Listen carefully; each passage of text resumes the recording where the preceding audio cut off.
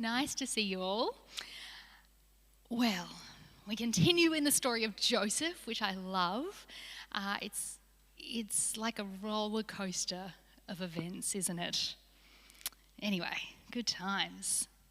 I wonder if you've ever tried to convince your brain of something new. Let me give you an example. A few years ago, I had to retrain my brain that chocolate was bad for me.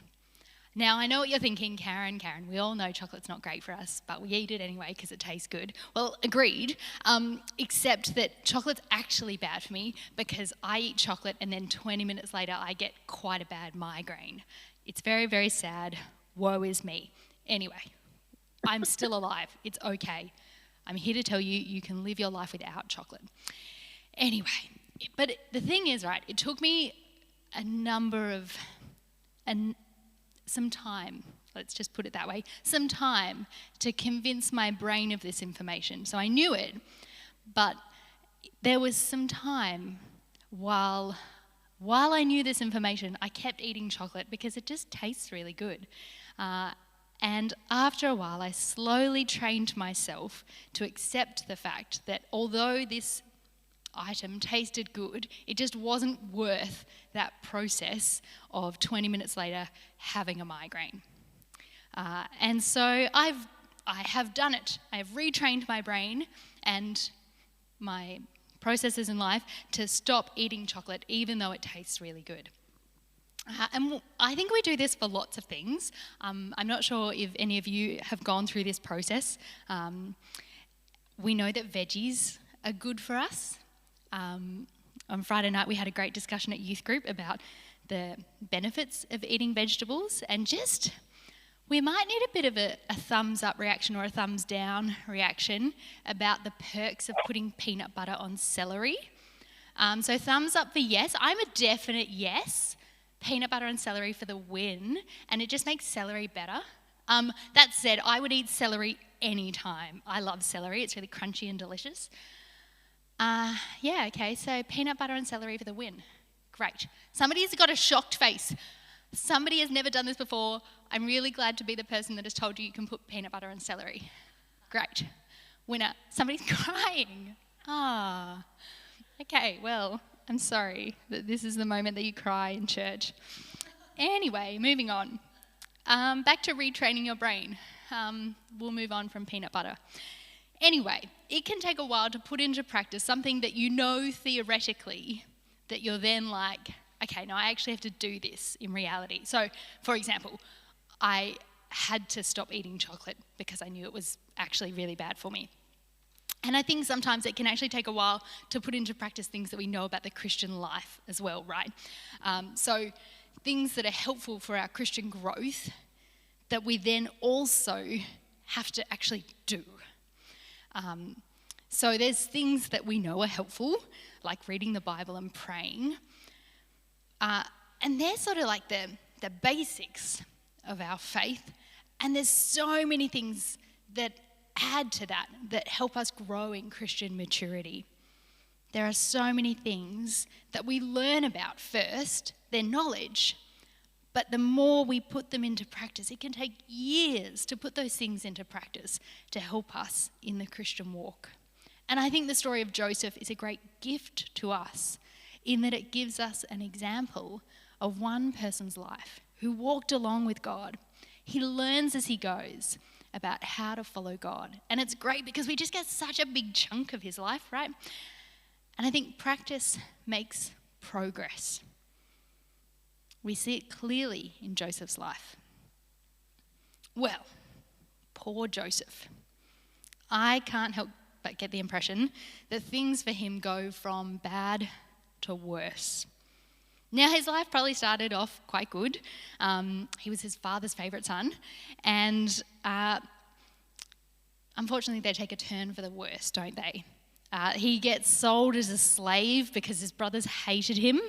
And although things seem to get a little bit better, he becomes quite a good slave. His master really loves him and puts him in charge of the whole household. We then see again that things go badly for him when his master's wife falsely accuses him of rape. And then again we find today that he's been thrown in prison. He's been rejected. He's been abandoned. And now he's imprisoned. It's pretty much rock bottom for Joseph when we pick up the story here at the end of chapter 39. And to be honest, it just doesn't get much better. It's not going well for Joseph. And we find that even today, a fellow prisoner could help him out. Even while his own circumstances are very bleak, Joseph does help out this fellow prisoner. And this fellow prisoner could have changed his situation. And yet, this man forgets Joseph, leaving him to face 2 more years struggling in prison. Overall, it's been 10 years of difficulty for Joseph. And if we're looking at the facts of the story, focusing on each event that happened in his life, it would be easy to imagine that Joseph is hitting the depths of despair by now. Joseph does struggle with the position that he finds himself in. And yet, all the way through this story, we get these reminders that the Lord is with Joseph. Twice at the end of chapter 39, the very start of our reading, we hear that the Lord was with him. He made everything prosper that Joseph does. When we read Joseph's story and we zoom out, we see God's perspective. That's why it's so helpful that we have such a large chunk of his life written down for us. We see it in the small details. We see it in the overarching storyline. God is there. He never abandons Joseph. And the effect is not just that he helps Joseph. It's that he brings about his purpose for his people as a whole as well. It's a great blessing for us to be able to read this story so many years later and reflect back. Even as we see Joseph go through these difficult trials, perspective matters. The difficulties are real, yes, but also so is God's love and care. God promises never to leave or abandon us, and it's seen so clearly here in the story of Joseph. Well, today's story begins in a similar way to what we read last week, except it's just a different location. Joseph isn't a slave in a household, but he's in jail. And just like before, he's shown his good character, and he's earned the trust of the chief jailer. He's put in charge of all the other prisoners. And importantly, we note, as we've said, that the Lord is with Joseph. Now, sometime after Joseph has been put in this position, the Pharaoh's chief cupbearer and the chief baker arrive, both having offended their boss.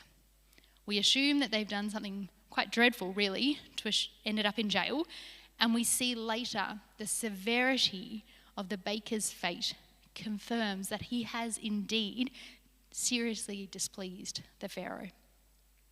Some more time passes and both men have a dream on the same night.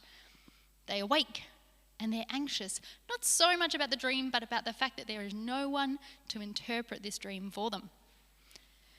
At that time in Egypt, dreams were seen as messages from God, and it's important to have a properly trained professional to interpret this dream.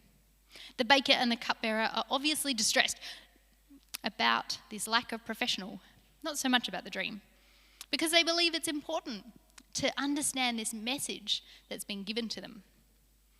And here again we notice Joseph's good character. He's the manager of this group of prisoners, and he notices the distress of these 2 men in his care. "Why do you look so sad today?" he asks them. He's able to put aside his own worries to notice those around him. "We've both had dreams," they say. "There's no one to interpret them." Joseph says to them, "Do not interpretations belong to God? Tell me your dreams." Joseph points to God as the true source of revelation rather than himself, and he interprets their dream. To the cupbearer, it's good news. After 3 days, he will be restored to his position. Joseph begs him to remember him once he's been restored to his position. Joseph seeks justice for himself, knowing that this man will have the ear of Pharaoh. However, for the baker, it is bad news. In another Bible moment that probably needs a graphic content warning, we're told that in 3 days' time he will be taken from prison, hung from the gallows, so that birds can eat the flesh off his body. It's rather gruesome. And it's actually particularly harsh because the Egyptians have a strong belief about the negative effects if a body is wounded in any way and how that will affect you in the afterlife. Interpretations and wisdom do belong to God. And we see what Joseph tells each man come to pass. However, justice is not done. Joseph is forgotten by the cupbearer and left in jail for 2 more years. Now, I find Old Testament narrative fascinating, partly because I just love a good story. I often just get swept up in the narrative and I just enjoy it for what it is. The Joseph story is one of those well-told stories. It stood the test of time. It's just really great to read.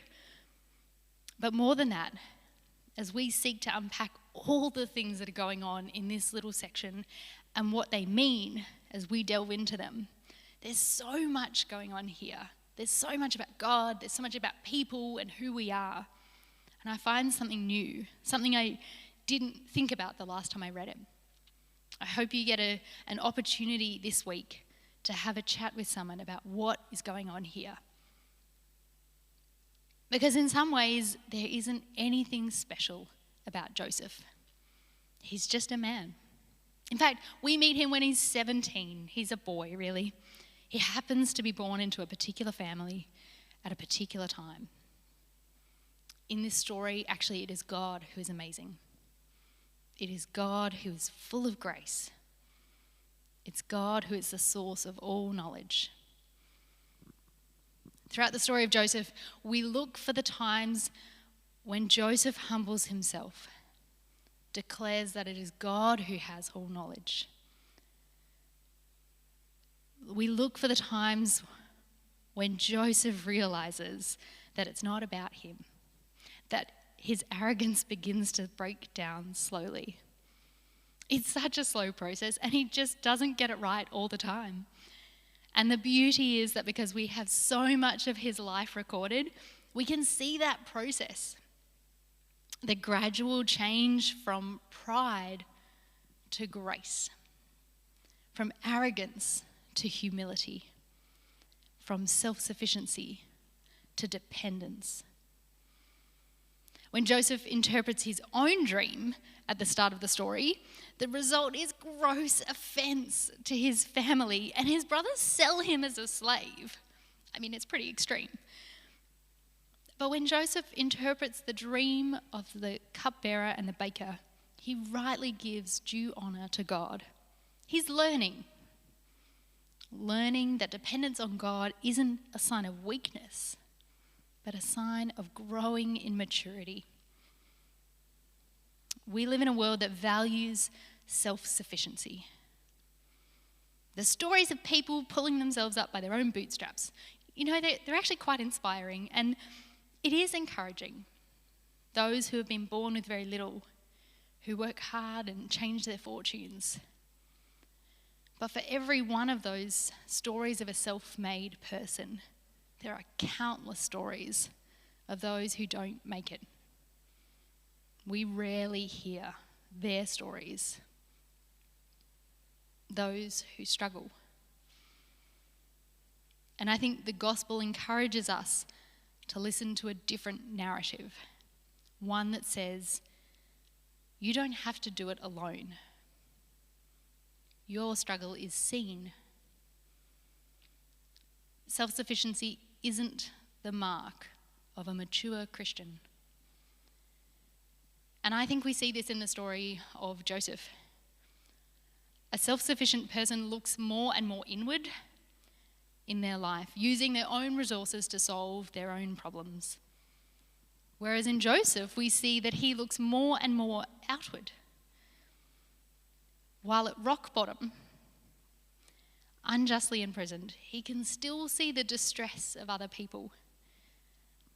He can still seek to help them.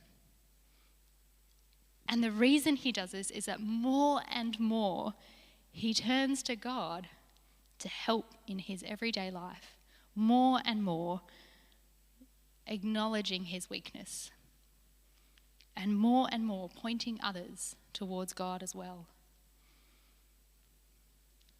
What narrative do you listen to? The one that says, you can do it all. You've got this. Everything you need is already inside of you. Or the narrative that says, my grace is sufficient for you. My power is made perfect in weakness. The gospel narrative doesn't offer to make us superhumans. It doesn't offer to make us better than other people. It doesn't offer us the ability to all of a sudden be able to deal with lockdown more than the average person. It offers us grace. It offers us the freedom to be real and to come to Jesus in the reality of our weakness, on our knees, and to ask for help.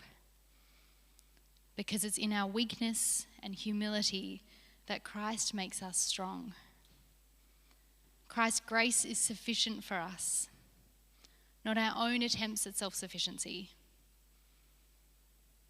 This narrative of sufficient grace does not shout obnoxiously at us. Sometimes it feels like it's drowned out by the world's narrative, which is why Christian community is so important. It's a great way to remind us that we are reliant on God, and we're also reliant on each other. The church is not a bunch of self-sufficient individuals. The church is a community of weaklings. Actually, we are weak, but we're growing together in our grace-filled sufficiency together. Community is hardwired into us. And it's together, acknowledging our need for Jesus and each other, that we grow in maturity. We care for each other. We can look outwards as we share Jesus with others. This hardwired sense of community, that it's community that is necessary, is not just felt by us as Christians, it's felt by everyone. That's why lockdown doesn't get easier, it gets harder. Just the other day, I had a conversation with a local barista, and she commented that on the footpath outside her house, someone had spray painted a quote that didn't make sense to her. It read, "Man can live in solitude." And she commented to me, "Karen, it just doesn't make sense. It just doesn't seem right." I totally agreed with her. I said, no, I don't think it is right. I think we're designed for community. In fact, I think God designed it that way. I think we all know that self-sufficiency isn't the answer. But many don't have any other answer. So just keep trying to make it work, like pretending that we can live in solitude. And I think as Christians, we have this glorious freedom found in Christ. This understanding that we don't have to pretend that we've got life sorted, that it's okay. In fact, it's actually encouraged to admit our weakness, because Christ offers us his grace, his all-sufficient grace.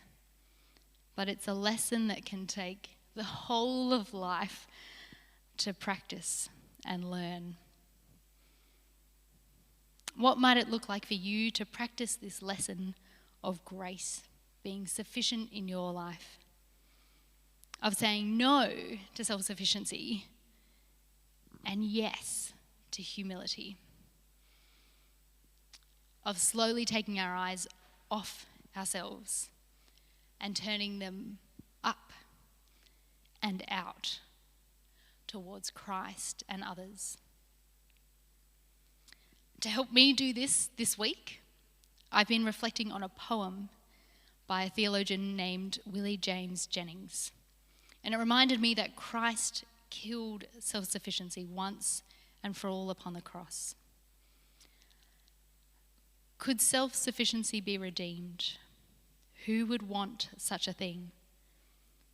Certainly not one who asked Mary for life, or one who needed friends along the way of discipleship, or one who called an Abba God, or one who fell into God's Spirit like a limp body, in need of support just to face the morning sun, or one who said, "This is my body and my blood. Eat me, because you need me in you." Certainly not one who on a cross killed the illusion of self-sufficiency.